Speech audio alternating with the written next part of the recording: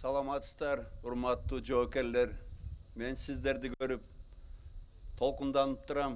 Мына азыр Кыргыздын аскерлери, жигиттерибиз өзүбүздүн формабыз менен, заманбап форма менен, заманбап курал менен. Албетте бул чоң сүйүнүч мен үчүн. Анткени билесиздер, Кыргыз армиясы абдан бир татаал жол өткөн.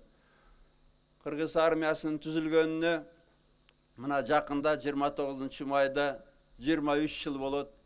Şu армия түзүлгөндөн кийин бир топ Кыргыздын чоңдору, эң жогорку даражадагы чоңдору Кыргызстанга армия кереги жок деп чыккан.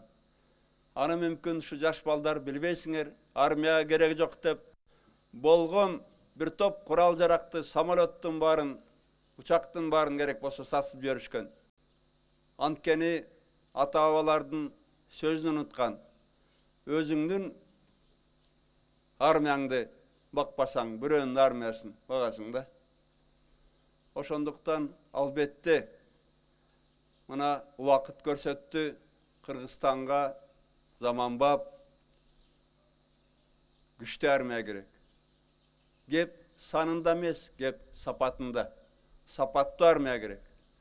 Мен билем сиздердин бригада жакында эле ушу Тажикстанга, Афганистандын чегарасына чейин өзүңүз ушул жерден басып барып келдиңер. Ал жерден да Кыргызстанды уят кылбай, татынакай өзүңөрдү көрсөтүп, мына ошол машыгууну өткөргөн ОДКБнын башчысы, генеральный секретарь Николай Николаевич Бардюжа абдан мактады Кыргыз аскерлерин, ушу сиздин бригадаларды. Ошондуктан жоокерлер, сиздерге чоң рахмат. Барган жериңерден уят кылган жоксуңар. Мына жакында параттан деле биздин жигиттер өттү. Мен көрүп алып абдан ыраазы болдум.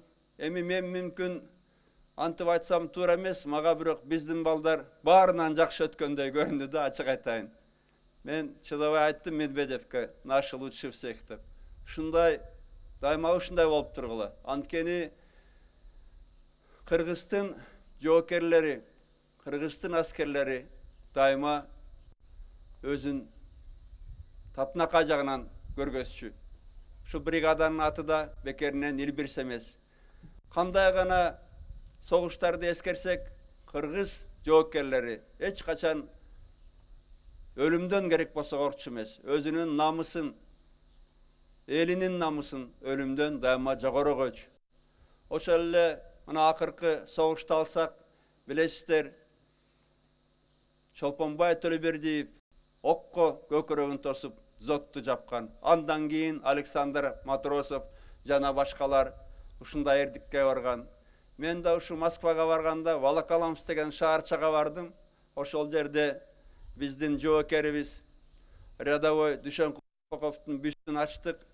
Ал жигитибиз дагы жарадар болуп, огу төгөнгөндө гранаталарын алып туруп, танканын жолун тосуп, танканы өз денеси менен